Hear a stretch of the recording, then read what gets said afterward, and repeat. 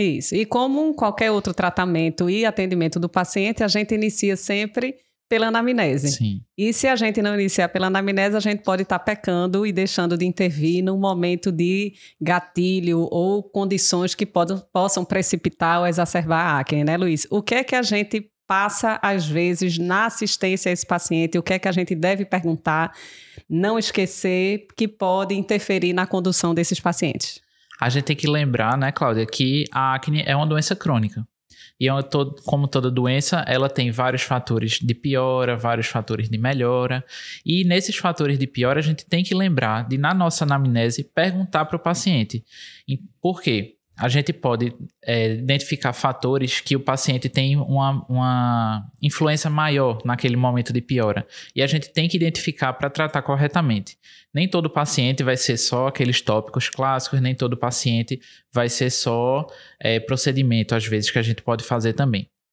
Então, a gente vai ter que identificar esses fatores. Então, a gente vai ter que perguntar se as pacientes mulheres tem piora durante o ciclo menstrual, para a gente identificar aquelas pacientes que a gente tem que fazer um tratamento mais hormonal. Isso. A gente tem que identificar se o paciente toma alguma medicação que está causando uma erupção acneiforme, se ele tomou algum corticoide e agora está fazendo erupção.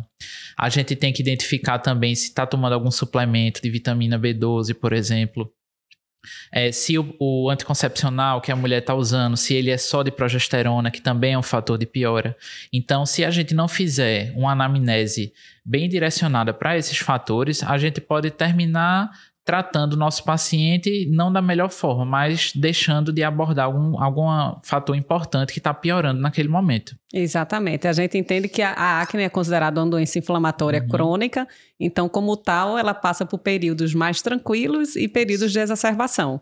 Algumas vezes a gente identifica bem esse motivo desse gatilho, né? Então, é comum em mulheres suspensão do anticoncepcional e a gente entender que a piora não é necessariamente imediata, né, Luiz? Às vezes o paciente usa, sei lá, há 5 anos a mulher aí um anticoncepcional oral, suspendeu esse mês, no outro mês ainda está relativamente tranquilo.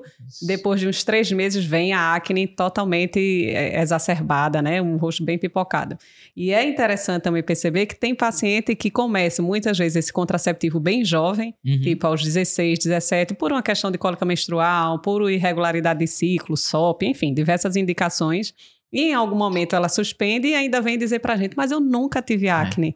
E aí eu brinco, eu digo, na verdade você estava tratada.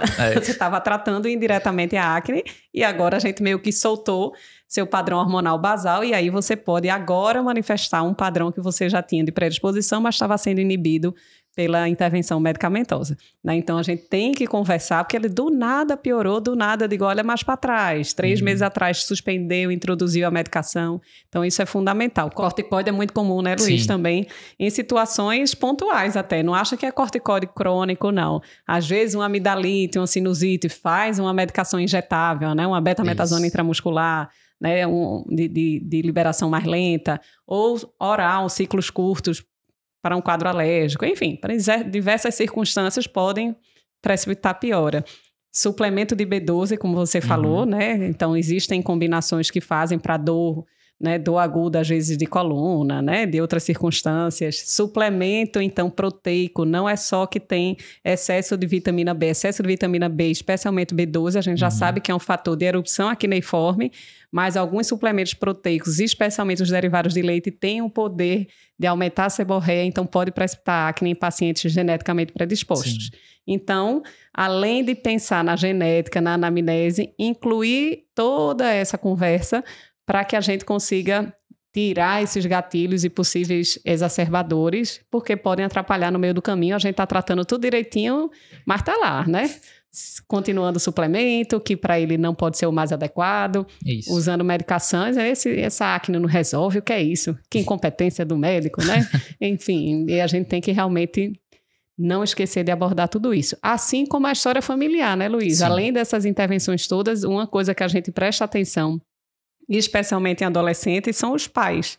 Então, a acne, sem dúvida, tem um fator genético. E o que é que você olha para os pais, Luiz? O que é que você já presta atenção? Já pergunta o quê? A gente já olha a cicatriz, né?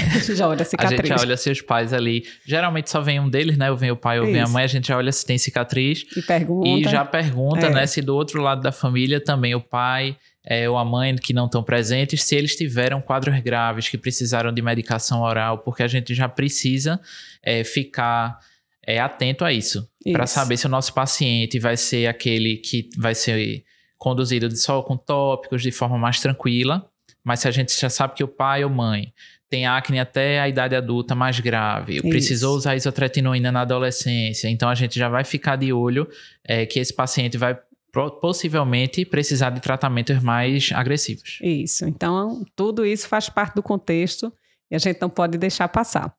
Que bom que você gostou desse vídeo. Se você se interessa por outros assuntos de dermatologia e gosta de acompanhar pequenos vídeos, vou te indicar esse aqui. Várias pessoas já assistiram e gostaram.